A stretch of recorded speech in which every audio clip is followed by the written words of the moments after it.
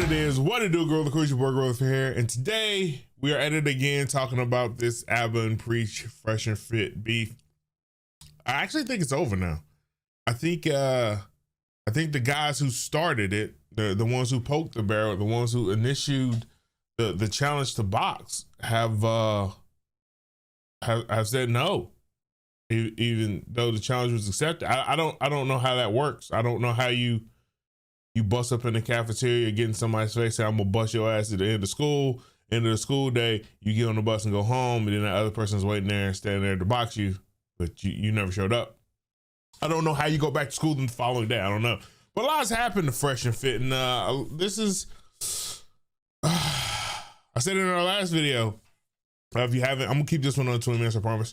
If you haven't, be sure to check that out. You know, your slip is showing you was wearing an alpha armor, but underneath you was still just the beta man as you've always been. You don't have enough experience in the field of leading men to lead them properly.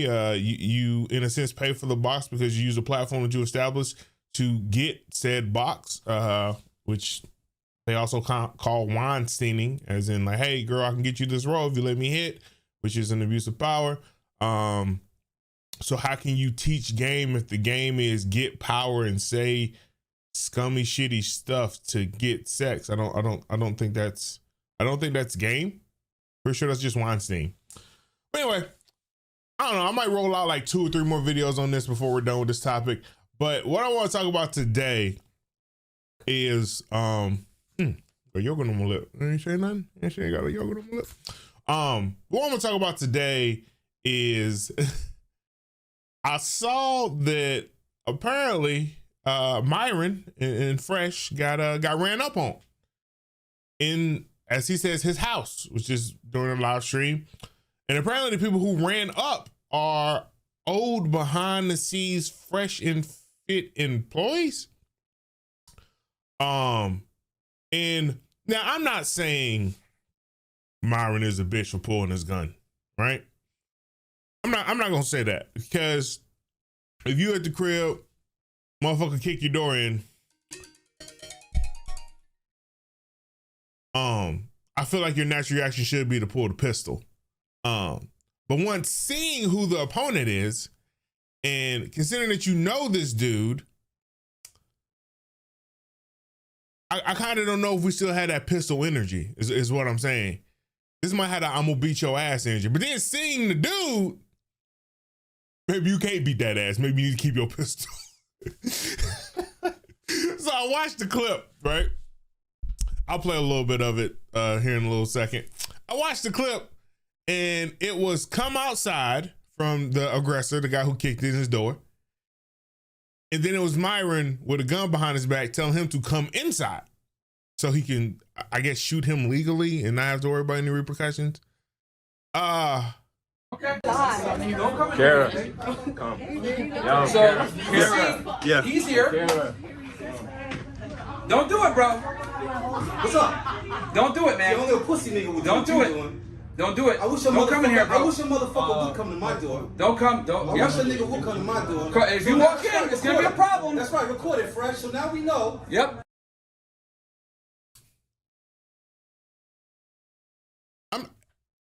I'm just confused. Like, like I said, you know, if someone kicks in my door and I don't know who the fuck it is, I should be ready to defend my home by any means necessary. But once I see it's a nigga I worked with, I'm gonna put the pistol down and beat that dude's ass. Not to mention there also were 2 to 3 other males there, and it was just 2 other dudes. So worst case scenario, my mans in them can pull them off if I get my ass whooped, right? Like, am I crazy? Or is this just like an old 80s baby mentality? It's like put it down in the comments. Am I crazy for thinking once I realize who it is, it's a coworker or some shit like that, and he's a disgruntled coworker? Shouldn't I put the pistol down and whoop his ass? And then if I lose, my 2 to 3 other friends should pull him off of me, because it's just 2 of them, it's 3 of us. We got numbers. He got muscles and dreads. For a minute, I thought they were trying to sell it as a Preach lookalike. But then I was like, nah, that dude don't look nothing like Preach. That dude came ready for war. He had Tim's on. Don't go to the ground. That's your ass. That's like when you get in a fight, motherfucker has Tim's on. Do not fall. That's you can take the L, but do not fall. All right, that's your one objective. Or two objectives. One, whoop his ass, and two, if you can't do number one, don't fall to the ground because he's got Tim's on. It's very simple objectives here. But so anyway, so they get in a standoff of Myron standing there with a gun behind his back with a room full of women and also 2 to 3 other males. This dude standing at the door telling him to come outside with his foot in the door and his homeboy recording it from his angle. But nothing really happens. They leave. The girl goes over there and talks to him. And then it's over. Personally for me, in the altercations I've ever gotten into, I've never been talked off a ledge. It was an altercation. But these situations are a little bit different because there's a dude standing there with a gun. And apparently Myron worked at some federal law enforcement level a few years ago before Fresh and Fit quit the job because they didn't like the whole Fresh and Fit thing. Makes sense. You know, when you're spewing a certain belief or how you're going to carry yourself and things that you do, this is why people don't do it, is because once the world sees it, a lot of times you get canceled. So he was probably gonna get fired anyway, but he quit before they could fire him. Kudos to him for betting on himself and diving into Fresh and Fit. Like I said, the podcast is interesting. A lot of views are not. I'm more of a Kevin Samuels fan myself. And his views, which is kind of the rational of you shouldn't want a high value man, you just want a normal guy because all the things that women hold high in the highest regard, they say they hold high in the highest regard, are found in normal men versus high value men, because high value men have a, in a sense, spoiled child mentality. They get whatever they want whenever they want it, and there's nothing you can do to stop them. What Fresh and Fit is supposed to be teaching men on game, finances, and women, but I don't know how you teach a man about a woman when the only way you get ass is by saying, hey, if you come on my platform, I'll make you famous. Bang, hit them up in their DMs, begging them to come, them agree to come, and then you say, well, you can come to the podcast that I asked you to be on, but you have to sleep with me. That's where I come from. That's not game. That's something else. But it's popular. It's catering to an audience out there, but I don't really think it's helping men as much as men think it is. There was also a video I like to review on with Abba and Preach, and he talks to a Fresh and Fit stan, and just as a snippet to it. If you want me to do that video, put it down in the comments below. But yo, do the video. Just say do the video. I know what you're talking about because I always talk about other talking points in these videos. He says something that I found alarming. He says, Fresh and Fit podcast changed my life. Cool. I've heard that before as a content creator. He says, I was able to get my credit score right and able to get a truck, and he's going to get another truck. From the Fresh and Fit content I've watched, they're not telling you some revolutionary way to fucking get your credit up. That's literally, you can just type that into YouTube. Like it's all there. So I don't really get that point. And to get a truck, well, you were probably able to get your truck because you got your credit up. That's not a credit to Fresh and Fit. That's a credit to yourself for having a self-discipline to get your spending in order. And once again, that's out there. Now, this could be a case of low-hanging fruit, which is he was watching Fresh and Fit on some other shit, and they happened to mention getting your credit up. And then, he watched those videos. So if it's low-hanging fruit, then it's like one of those byproducts. You were there, the apple fell, your mouth was open, now you're no longer hungry. You didn't actually go get the apple. You were just sitting up under an apple tree with your mouth open, hoping that the apple will fall eventually. And eventually it did. So it could be one of those cases. But I thought it was interesting because he was one of the men who attacked the woman who released the DMs of Myron to her. Which I also find interesting is Myron didn't deny that he said this shit. And a couple guests he had on there said you should have finessed her. I'm like, what type of horse shit is this, gentlemen? Like, I don't know. Like I said, I've been removed from the game for a very long time, being happily married for as long as I've been. But I don't understand why what he said was viewed as game. was viewed as truthful, was viewed as anything besides just being trying to pay for box. But the problem with it was you begged her. You hit her up. You then got a mutual to hit her up on your behalf to get her to respond to your DMs because she wouldn't respond. Tell me where the game is. Explain to me where game takes place, because I'm confused. Maybe this 85 born young man don't understand game, but for a man to slide into a woman's DMs begging for her attention, her to ignore him, then said man get a mutual they have in common to then go tell her on his behalf, hey, you should talk to me because I'm important, her to say, okay, we'll see what happens, then give you the time of day, then agree to do the thing that they said they're going to do for you, which is put you on their podcast, but then say the only way you're going to be on this podcast is if I fuck. Where is the game? I'm missing it. Explain it to me. Let me see it through your eyes who thinks it's this game. Like, let me see it. Like, tell me how this game, because to me, that just sounds like a Weinstein.